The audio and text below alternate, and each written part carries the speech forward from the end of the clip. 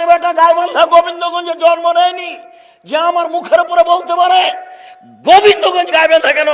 সারা পৃথিবী চ্যালেঞ্জ করলাম, বাংলাদেশ চ্যালেঞ্জ করলাম, 30 বছর থেকে বলে আসছি, 30 বছর থেকে। তার স্ত্রী বাড়িতে শোকে যে কাঁকড়া রেখেছে, তার স্ত্রী শিক্ষিতা, এটা প্রমাণ করতে হবে আমার সামনে।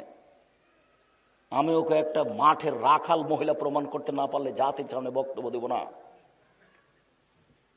তোমার মাকে যদি আমি অশিক্ষিতা প্রমাণ করতে না পারি, আমি আজকের পরে জিন্দেগি তার কোনোদিন বক্তব্য দেব না।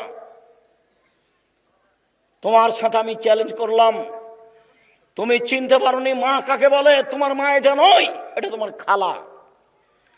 তোমার মা নয় এটা, এটা তোমার চাচি, এটা তোমার সৎ মা। মা কাকে বলে একাধিক দিন বলেছি, বক্তব্য দিলেই একটা পর্যায়ে কথা ফিরে আসে। কেন?